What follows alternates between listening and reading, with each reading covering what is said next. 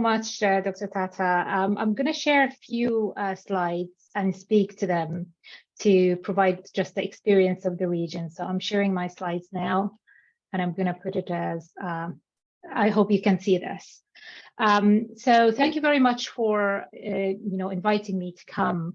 The first thing I want to highlight is the specific experience of the West Asia region, which constitutes of many Arab countries. And key of those is the pace of aging change. So aging affects all the structures of the whole population. This is why it has to be mainstream, because it affects the society as a whole. But uniquely to the region, the countries in the region are going through this process incredibly faster than previously experienced in countries which have now completed their transition. And at the same time, there are good news, opportunities, and challenges. So one of the main opportunities that, unlike the current situation in Europe and in other OECD countries, the region still have the population dividends, or the youth bulks, or a large number of people still in the employment age group.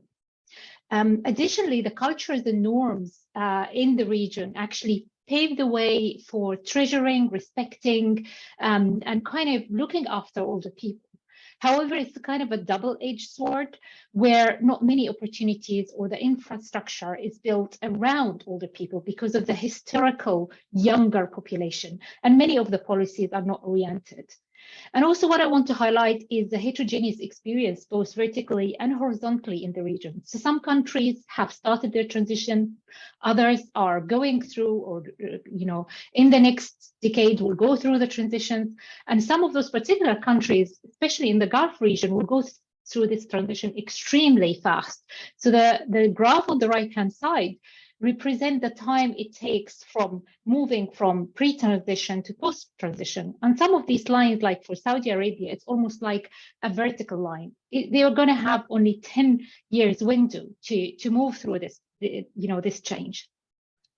One of the key challenges that we face is related to the differentials between longevity, that life expectancy, that we all live longer, and healthy longevity. So unfortunately, longevity is increasing faster than healthy longevity. And this is not only in the region, this is happening across the world. However, the region where it's not situated where we know how to provide long-term care services and there is a strong market for provision, the region doesn't have this infrastructure. So one of the issues that we think about is how we're going to care for older people. First, how we're going to provide opportunities and engagement and infrastructure for older people, but also those who need care. So internationally, the movement is toward personalization, aging in place, and relying on a strong market. When we look at the situation in the region, where you have the orange squares, we have a very strong reliance on the family, the invisible welfare state. However, at the same time, this family is unsustainable because we know that there is so many socioeconomic and demographic changes happening. But not only this, sometimes people are not aware of the best ways to look after people or to provide them with care. There is huge emotional care burden, which almost always rely on women in the society.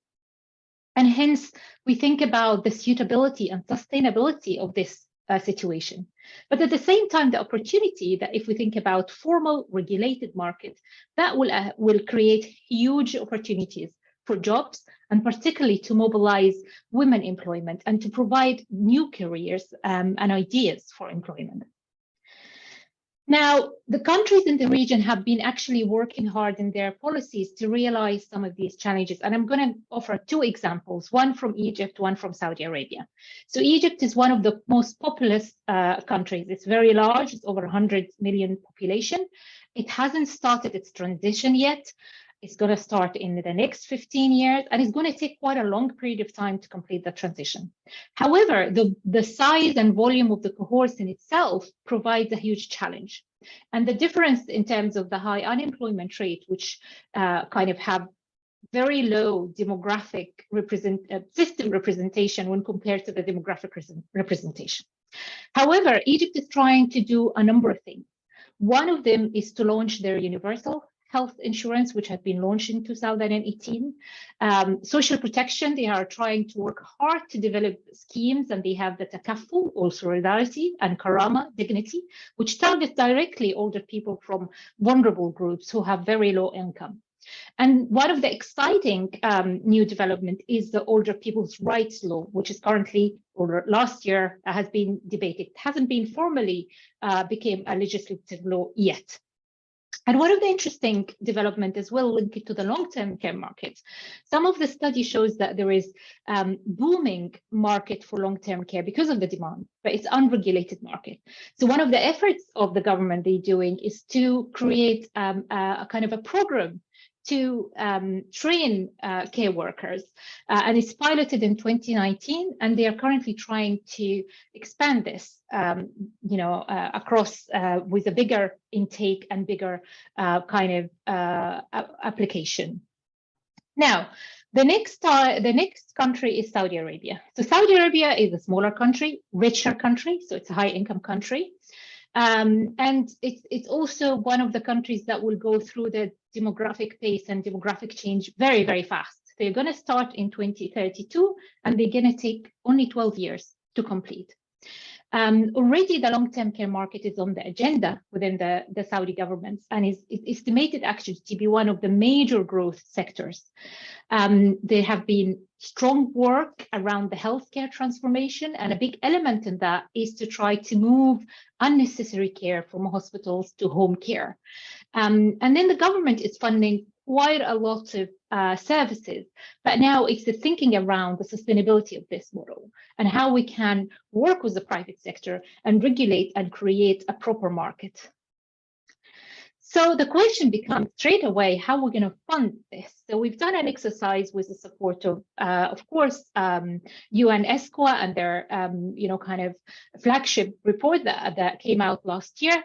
And then we put this model which based on macro level indicators. There is not much data to do a more granulated estimation, but this model actually relies on high level estimates of the unemployment rate among women as a proxy for the availability of informal care, the level of population aging or age dependency rate at this point of time, and the GDP. What we can see here, that actually the estimated cost for some of these countries is quite minute when it compares to what's happening in OECD country. One of the big reasons for this is the young population. However, it assumes that there is a high level of employment in the countries.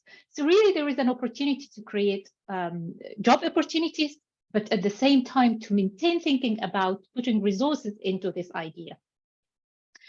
Just to conclude, is the mainstreaming, when we think about mainstreaming aging approach, we have to think about an ecosystem that empowers older people, provides them with opportunity, but create a trustable formal mechanism for long-term care.